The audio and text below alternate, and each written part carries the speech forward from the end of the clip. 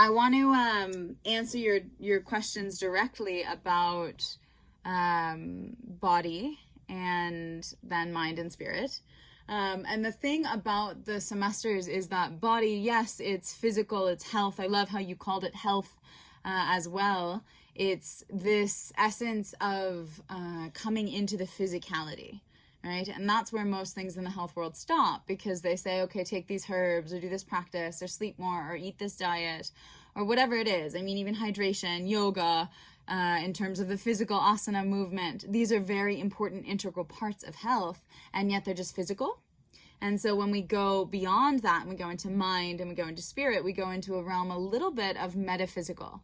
However, it's not esoteric. Anyone who's worked with me for long enough knows that I don't teach esoterically, because I'm a huge scientist, and it's so important to be able to use the science of experimentation for everything applied to everything we're thinking of knowing as truth. And so health, it's not about what to do or what to learn. Actually, moreover, it's about how to think about things. It's about how to approach anything. So even if you know a ton about the body, or even if you're not concerned in the body, it's like really how to think about things and how to navigate from here forward is super, super powerful. And some of the highlights of the body semester are diagnostics and body diagnostics. So this is content that's not been taught anywhere else before. It's really kind of, in many ways, my specialty. And it stems from anything from iridology, which is the iris of the eye. Maybe you've seen that before. It's diagnosis through the colored part of the eye, looking and seeing the tissue integrity throughout the whole body. And then also anything from being able to look at someone and see the shape of their body and understand what's going on at a deeper level. And we start with the body semester understanding on a physical, pathological level what's causing what, inflammation pathways, et cetera, et cetera. But then once we go into mind, and this is to tell you a little bit about the mind, we learn about psychosomatics. And psychosomatics, which I'm sure you might have heard the term before, psycho, mind, somatic, soma, body. It's the idea that nothing is purely in our body, and that truly it comes from the mind, that everything originates in the mind. And so with the knowledge and the understanding and the embrace of psychosomatics, we see that, okay, everything we just learned on the level of body is now marginally true because mind in one way or another overrides it, because it's so much more true. And even if, yeah, exactly, even if someone is, let's say, constipated or whatever it is, like we can then trace back to Chinese medicine, which would tell us that the large intestine has to do with holding on, and what's needed, the medicine is letting go. Okay, sure. But when we get to mind and we see that that chronic constipation might have had to do with trauma from childhood, right? Then, yeah, we start to open up a whole nother world. And this is a huge part of the curriculum. Psychosomatics and trauma are really the core months. In mind as well, we learn about anything from psychedelic therapeutics, so entheogenic therapeutics. I'm very involved with a lot of the top research scientists all around the world in the realm of psychedelics. So there's that. And then we also go into cognitive hacking, communication techniques. I teach things like how to have difficult conversations, and that's also content that's super unique to what we do and how we practice. And again, everything is with this empowerment vein, where it's understanding that it's not a prescribed method on how to do things. We do use some methods, like we look, of course, at NLP, neuro-linguistic programming, to just see, but a lot of that modeling kind of stuff, what it's doing is impersonating people who are on one level or another tapped into source, or you might say kind of enlightened. And so people like that who stay or exist in flow state are then studied by people who don't exist in flow state, and that's where the mental models come from that creates NLP. So we use the mental models, but rather than like trying to calculate it and go into mind from that very analytical way, what we do is we master ourself. And so like the last week of the mind semester is emotional intelligence. And that's where everything really comes together, because we say, okay, look, I, as a human being in this lifetime, in this world which is inhospitable to life, really, it's very chaotic, it's very competitive, it's very unsafe, right? It's very traumatic. Like, you're probably living in a huge city with lots of noise all around you all the time. And this just grinds on the nervous system. Any kind of trauma that's inbuilt from detachment from the earth, from detachment of knowing where our food comes from parents working long hours and abandoning on one level or another the child doesn't know the difference between mom and dad is providing for me and mom and dad left me, right? All of these things are subtle traumas, and all humans today have embedded childhood trauma. And so what we're doing is actually looking at this and being honest with ourselves and honest with the fact of who we are as a modern human species. And only then, once we've kind of gone to, I want to say the dark side, you know what I mean? But it's not really the dark side. It's just we've looked at the shadow, and then we can go to the light. So through that, through using things like nonviolent communication, through looking at shadow work, et cetera, through mind, we're taken through an architecture of assembling, disassembling. And that starts from neuroanatomy, neurophysiology. That's actually our first month. So looking at neurotransmitters, looking at causation, looking at behavior modification, looking at game theory, looking at gamification, and all of this in light of behavior change. We have a neuroscience professor who comes and teaches, Megan Lipsett, she's amazing. We also have a trauma specialist, Jennifer Pupolo, who comes and teaches. She's amazing as well. And it creates this semester that is like this big, you're 180 from where you were when you started in terms of your outlook on life. So that's mind. And then spirit, is also a big upgrade in terms of how we relate to the world around us. Yeah. And so when we come to understand all these things about ourselves, both at the physical level and the metaphysical level, then we begin to say, okay, we have an ability to communicate and connect with the world around us differently, because really we're just showing up differently. And at the end of the day, this program is a program about self-mastery, where it's not about trying other people's things or trying to show up in a certain way or trying to know what you're talking about or sound like you know what you're talking about or have accomplishment or whatever it is. It's about authentically showing up in presence with enough resilience that whatever it is in life comes to you. And that's any client, right? Any friend, any person that you meet in a parking lot somewhere, anyone can come to you, and you'll be able to meet them with a presence rooted deeply in yourself without a sense of self-doubt, that no matter what comes up, you'll be able to meet it with compassion and presence, and not like an escapist, like, oh, you're God or something like that, but like a real grounded, you're a human being and I see that you have trauma, and I'm not going to be triggered by whatever it is you say to me, but rather I'm going to hear and listen to where it comes from. And I will then engage with you with a sense of kind of offering to you what it is perhaps that you need. And so from the emotional intelligence, how that translates to not only other humans, but the earth. So like in the first week of spirit semester, we have a science about soil, a class about soil science and reconnection to the earth. We have the permaculture curriculum. As we go throughout spirit as well, we talk about relationships, we talk about bioenergetics, the energetic flow through the body, which includes things like tantra and like sexual practices, as well as looking at dynamics in families, right? Your relationship to your parents, which we definitely already visited in mind, but we go back to with a different flavor. Relationships with other people.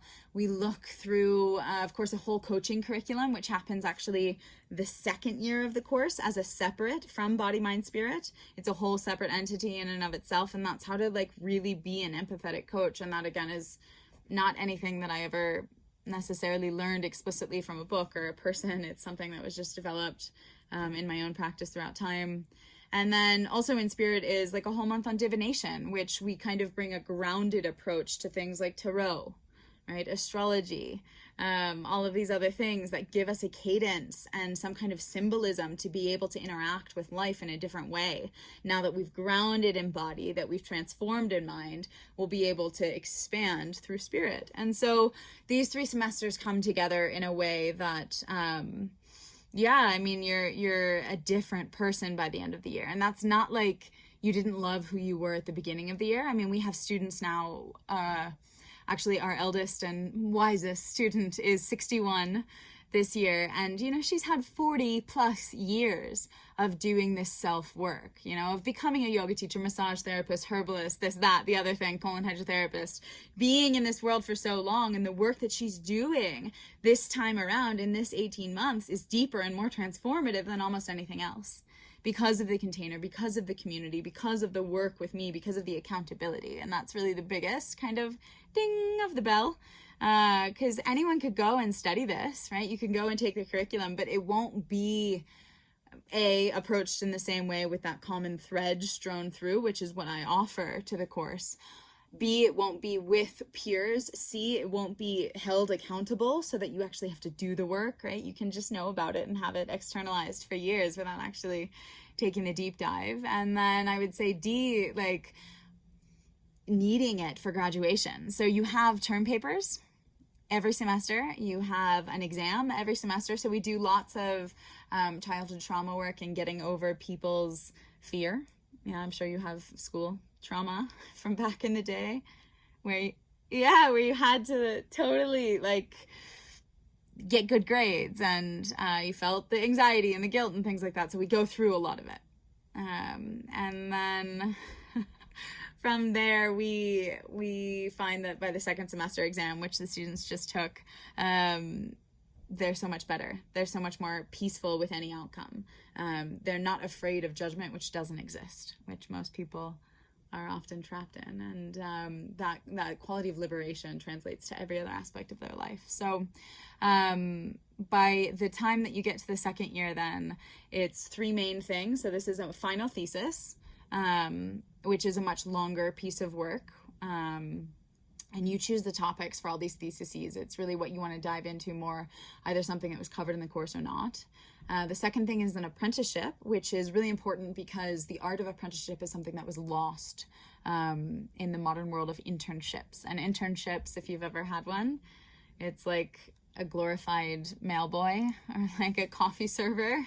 It's not this real deep, profound connection with the art of whatever it is that the person's practicing. And so whatever kind of practitioner you want to find, you do at least a 2-month internship with them. And the really beautiful thing about this is that because you are attending the institute, as the institute, right, or as the dean or the lead faculty, right, I get to be a mediator between you and whomever you want to ask to apprentice with. And so I'll say, like, this institute is doing this. Can this person come and shadow you, essentially? Would you be willing to teach them for 2 months? Here are the requirements, whatever. And it creates a formality and a container that wouldn't otherwise be had if you just asked someone if you could apprentice them.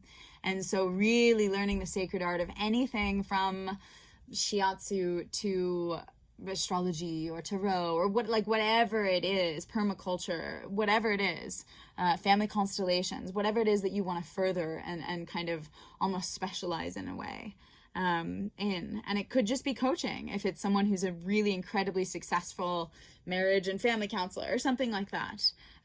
So that quality of exposure through the internship. And then the other part is the coaching curriculum and 20 coaching clients to practice with and record the sessions and just see. And like, there's a lot of people who join the course who don't want to become coaches. So it's important for me to tell you that. And yeah, I mean, it's just like yoga teacher trainings, right? I taught yoga teacher trainings for the better part of the past decade, and probably at least 50% of the students who came in didn't want to become yoga teachers, but then they leave at the end of the training and they're like, oh, no, actually the world needs this and I'm pretty decent at it. I want to do it. And so regardless of it, people go to yoga teacher trainings and would come to a course like this because it's that next up level. Nothing else. A retreat won't offer you that, right?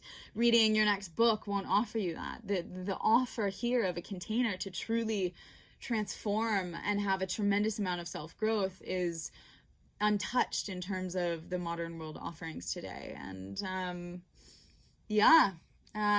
trying to think of anything else I forgot about. At the end of the day, obviously, we point you back to you and the fact that you're your own guru. And so you get to learn from your own experience with your own experience. And the only other part I forgot to mention is the 5 initiations. So you know the initiation, of course. It is the online fasting program, and so the students will have to do at least 5 fasts throughout the 2-year period. And then from there as well, they will start to shadow towards the end when they're ready, and start to coach people through fasting. And essentially I'm teaching you how to coach people through fasting, and that's not really taught anywhere, and it's largely psychology based, and that in itself is a huge transformative process. And then of course there's a big opportunity for employment at the end of the program, to be employed by the initiation as one of the full-time coaches there. So there's that. And then the 2 in-person retreats. So one of them is an off-grid retreat, which is supposed to happen the first summer of the program, depending upon travel. And that's usually in Europe. It's off-grid, and you just pay for travel, and then pretty much everything else is included. And then the other is a colon hydrotherapy training, which will be happening all over. And we've looked at, we have a lot of them in India. We've looked at doing one in Malaysia. And if there are people in the States, they can also go and study with my teacher in the States. And so that's the other kind of requirement. And it's beautiful because that's the clinical setting, right? You don't know anything about health, either body or mind, or even spirit, until you can have some kind of experimental clinical laboratory setting to see. And so when someone's stressed and they're in a state of panic or fear, right, nothing will come out the tube. When someone's relaxed and they're in a state of trust and comfort, the colonics tube, right, where the poop comes out, will be full, right? And so like that in itself is a quality of experiment. It's a really beautiful way to get to know the human nervous system. And even though people are like, oh my God, I never would want to become a colon hydrotherapist, are you kidding? It's a required part of the course. Yeah, I know that's what you're thinking. Because it's like there's no better, faster way to heal the body like that within 1 hour. Yeah. And then yeah, I mean, it is the clinical laboratory test. It is the ultimate impactful thing. And so even if it's never used afterwards, you'll know how to do it to yourself, which is the best thing literally you could ever have for any illness into the future for you or your family. And it's really a lost art that's really important to recover. And so it's a huge part of the TIFA curriculum as well.